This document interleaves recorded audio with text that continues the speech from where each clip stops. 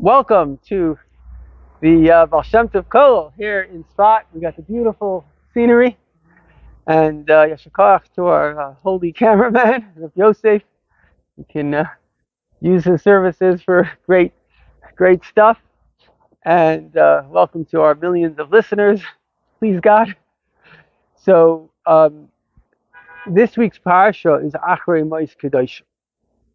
Now, Achrei Ma'is Kedoshim is a very profound parsha because it speaks about the passing of the two sons of Aaron. Now, the two sons of Aaron, it says in the Orach Chaim HaKadosh that they passed away from what's called Kolel HaNefesh. They had this tremendous passion for Hashem, and that caused that their souls went out.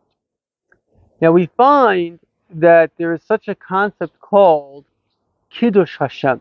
And it's very interesting because there's a sefer that was written, a book that was written, I don't know by which tzaddik, but he shows all of the times in the Torah that it's about Kiddush Hashem. And very often it speaks in the Torah that you should be holy because I am holy.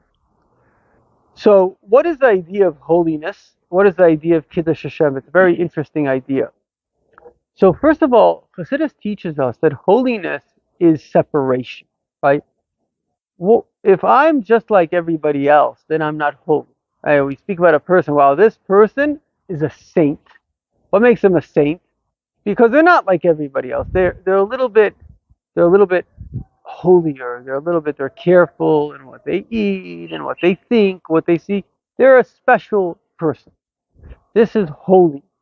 Now, what is unholiness? Unholiness would be the opposite, that they're a little bit less than the average person. You've got the average person.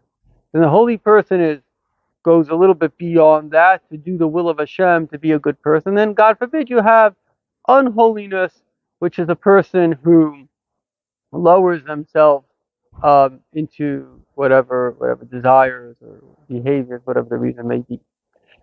So, it's very important to understand this. Hashem made a world in which people could be average, right? The normal behavior of a human being is kind of to copy their society.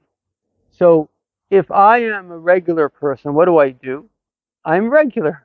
I'm just like everybody else, right? There's no, two very big psychiatrist friends of mine, we discussed this. There's really no such thing as normal, right? There is a norm, which is how a group of people in a certain time and place behave. But that's their normal. Right? There is no, today in the world, there are a million normals. And it's always been like that. There's a million normals. But it's normal, even psychology, they have this idea, like, okay, let's say a person thinks, I don't know, that they have a certain fantasy, I don't know, that they call it the Jesus complex. People come to Jerusalem, they think, right? So you say the person's crazy. Why? Because you're not that. You're just you, right?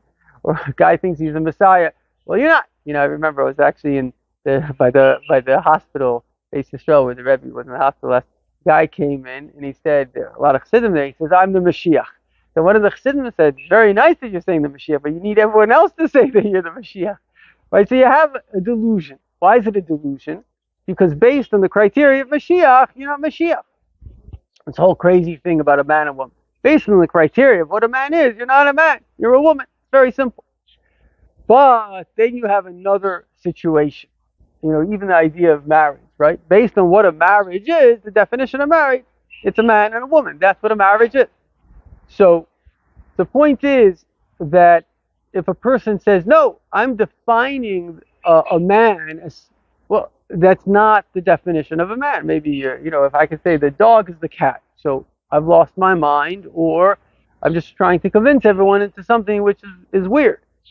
But the truth of the matter is that, so the idea is that even according to psychology, if a child is raised, for example, there are many behaviors which are not normal, right? It's not normal for a person to say that a boy is a girl. It's obvious that, in all of nature, there's a definition. Even amongst animals, there are boys and girls. So But let's say you take a person, they say, and literally this is the way it is, right? A person that has this idea, there's a lady, a psychiatrist from the Mayo Clinic. The Mayo Clinic's one of the top clinics in America. Say you could just as much treat, if a person made a gender operation, you could just as much heal such a person as a delusion as if you gave somebody that's anorexic and they think that they're fat, liposuction. You're not going to heal a mental disease through a physical operation. It's not going to work. It's a mental disease. But let's say, unfortunately, what happened is, because it says in the Baal Shem brings it down from the Gemara, very interesting, very profound. What is the sign of good and the sign of evil? There's a hallmark. Societies that are run by good have this hallmark. Societies that are, unfortunately, that are run by insanity, which is behind insanity, is really evil, has this hallmark. Societies that are run by good stand for morality, healthy relationships, marriage, respect between men and women, respect between parents and children. It's a healthy, it's a moral, and they stand for basically it's morality, the sense of morality, and also order, right? That there's law and order, that I can't steal your things, you can't steal my things. There's respect, basically. And societies that are unhealthy, which behind that is really evil desires, they're based on perversion and chaos. And that's what we see very, very clearly. The left, and there are often societies that happened to in the past have gone into this, and then behind the whole structure is this structure, right? So when I think about it, those that are standing up for what's right, have morals and have values, there's a structure, there's respect, there are differences, and we have to respect, and we have to get along, and we have to, I can't take your things, you can't take my things, I have to respect you, you have to respect me. It's healthy. But society is because basically within a human being, there's a mind, and there are instincts, and the instincts are unhealthy. You look at a little child. What does a little child want? He just wants to get his way. He's not healthy yet. And so, unfortunately, somebody that's, let's say, even Nazism, take a normal human being, and they were brainwashed to kill Jews. So, in a weird kind of a way, if a person's brought up in a crazy society, you can still say that that person is normal. Why? Because he was brought up from childhood to see a certain reality which is unnormal. So the not normal person was Hitler. He was the crazy person. But meanwhile, he took charge of the education system, and that child, his whole society thought in a certain way, so you can't even blame him. And so it's very, very, very dangerous what's happening now. The left is gone very strong into the education system and the media, and it's literally a person that sends their kid to public school. It's like it's a disaster. A person that allows their kid onto the internet. These are things that nobody in the human history would have thought of. And so it's like taking your child to the worst possible teacher. Like imagine if you collected the worst teachers of human history and say, here, go study by them. And so a person has to be very, very smart, that there should be no media in the house, and even for their own self. A person has to be very careful, thank God, very careful not to go on the news. A person has to be very, very, very careful, because these things are pure evil. That's what they are. And if nothing else, it's the opposite of being Kaddish, being holy. And so Hashem has given us a world in which a human being really has three options. You have the option of being a tzaddik. Tzaddik is somebody that's righteous. Somebody that's going to be holy. You're going to be involved in Kedusha. You're going to be involved. Hashem has given us yesterday kind of dawned on me this beautiful concept. Yiddishkeit, I mentioned this before, but my grandfather was retired. Thank God. He was a big chassid, Oived Hashem. And he was over 90 years old. He was learning once Chumash. And I went to him, I said, Zaidi, are you busy? I want to speak to him. He said, a Jew is always busy. A Jew, there's no such word for fun in Judaism. In Hebrew, there's no word for fun. Because a Jew always has an obligation. Literally, every single moment of the day, you are obligated to serve Hashem. Now, obviously, Hashem, the main obligation of the Torah studies on men. But anybody that can do something positive at that moment, you have an obligation to. And that's what being holy is. Because the nature of a human being is to be unholy. is basically to be a little lazy, to be a little indulgent, and to follow the norm of my society. And that is just normal. It may be normal, but the norm itself may be crazy. In fact, the Rebbe says that when society goes crazy, first mimer, Basar Ligani, it's not okay to be normal. You can only be normal if the society is normal. But if the society is crazy, you have to go the other way. You have to become crazy good. Because it's not like everybody's part of society and you've got to beat what is normal now. You have to be better than that. And so you have to become completely passionate about doing the will of Hashem, bringing Mashiach. You got to be nuts. And you see very clearly, Baruch Hashem, we have Meshachistin, and the Meshachistin are a little bit, they're like really into it. And people that are normal, I think, I may not know the statistics, but to look at the children that unfortunately leave Judaism, I think it's a lot more than by the non-Meshachistin. Why? Because if you're starting off, you want to be normal, what happens is the child can easily go here. You need to be pretty crazy. Let the child go here, And so a person has to be very, very, the Rebbe says that a teacher has to be much greater than the student, because the student is saying, you're my teacher, of course you're like that. So the teacher has to be like a Rebbe, has to be infinite steam ahead. God forbid, the Rebbe, there's a story with the Chassid that he used to study, or maybe it wasn't even a Chassid, maybe it was the regular Jew. He used to study something like 17 hours a day. In fact, where he would study, the bench where he would study for the past 40 years was indented. It was like already had a place. So somebody once came to him, whatever, Yankala, you're already 80 years old. You think you can relax a little bit, 17 hours for 40 years, So he said, don't you understand? He says, if Yankala relaxes, so the guy that studies for 10 hours, I can also relax. So he studies now for 5 hours. And the guy goes on and on, and he says, and that person's going to marry a shiksa. So in other words, and there's a certain truth to that. The Rebbe was so perfect that it brought us to a certain level. And then we are his disciples. So lovely. In any event, I'll tell you a story, interesting story that reminded me, a very fascinating story. I'll finish this, then I'll say the story. So where was I up to before I asked that question? So we were saying about these people that go, right, so the Rebbe, the person has to be, and so the Rebbe gave us a pretty high standard. Somebody actually asked me the other day about Chabad and the standard of Chabad, and I said, Chabad is about, you can't generalize Chabad, we're an outreach movement. No, we're about doing the right thing. The right thing right now might be davening, or might be outreach. It depends what the right thing is. Chabad is trying to do the right thing in the best way possible. That's pretty much Chabad. And so, getting back to this other story, beautiful story. I met this guy in South Africa. He was a pilot. He was shot, I think it was 73, he was shot by the Egyptians. And he was a prisoner of war. And then afterwards he came out, and the Jewish community of Toronto brought him. He needed some operations. I don't know how the Rebbe heard about it. The Rebbe asked. Sometimes the Rebbe would ask for people to come. So the Rebbe asked him to come. And it's very interesting, because it's very rare that the Rebbe should ever say this. I'd never heard the Rebbe ever say this to somebody.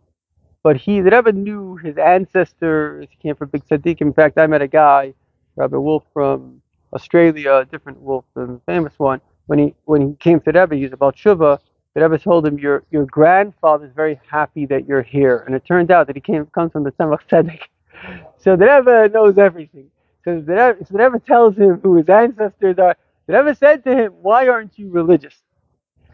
And of course, the Rebbe usually was very slow. So he says, Rebbe, when I see the arguments between Chabad and Satmar and this and that, he says, Rebbe, I love all Jews equally. And the Rebbe, he told him, the Rebbe got up, kissed him on the forehead. He says, you're the best Jew I ever met. Now, beautiful. To the Rebbe, the best Jew is Amas Yisrael. So you're one of the best Jews equal. Okay, so getting back to the subject at hand, the point is that, let the bus go by. The story is of being holy. So being holy is the notion that it is very important for us to understand this. To be holy, you have to know that you are holy. What does kind of klippa try to do. It tries to make you think that you're unholy. And so by thinking, that gives you permission to be unholy. In fact, we discussed the other day, it's a subconscious thing that happens in the world. It says about, who was it that said about Yero Isanu Mitzrim? I forgot which Rebbe. Yeah, I think it was the Sfas Emes that says that the Egyptians tried to make us evil. All cultures that interacted with the Jews, till this very moment, all really have the same agenda. Very interesting. I saw, fascinating, this guy, an Israeli reporter, we'll call them liberal or maybe left-leaning Jews in Israel. So they're like, yeah. So he goes to a Hamas rally in Gaza. Oh, green flags, kill the Jews. And he's a reporter. Now, in the end of the day, he's still a Jew, So he goes over to these guys, and he actually has this openness and this love. It's very interesting. He goes over to this guy in a Hamas rally, and the guy's holding a little girl. He says to him, "You want your little daughter to blow herself up? Is that what you want?" And he's like, "Yes. Don't you want your kid to do that?" And he goes, "No." He goes, "What do you mean, no?" In other words, they're in what we would call a zero-sum game. There's an Arab statement, which is me against my brother and I against our father and I against our cousin and guy against the world. They're living in a reality where everybody's fighting everybody. I once met a guy, because I was kind of in a place where it was the rehab place, and I was the rabbi of the kashrut, and it was a very special place that gave people jobs.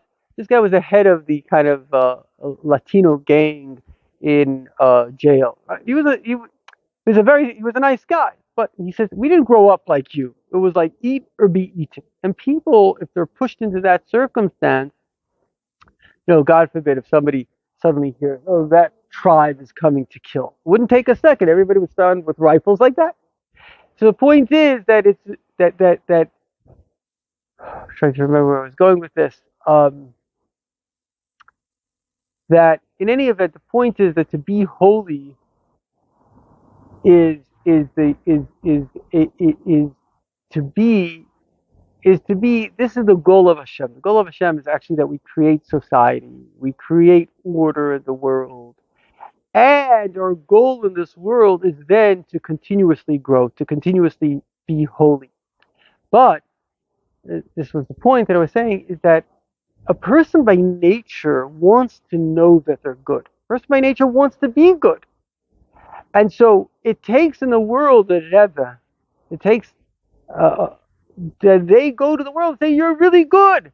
This is who you really are. You're really, whether you're a Jew or you're a Gentile, you're part of Hashem, you're part of history, you're part of destiny. You have a special role.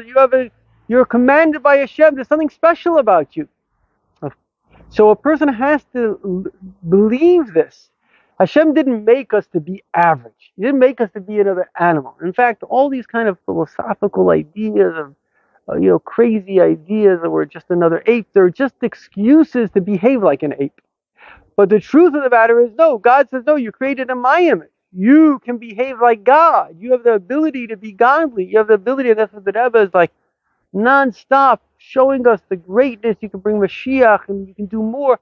And because we really are great, we really have a divine soul in us. We have infinite capacity in us.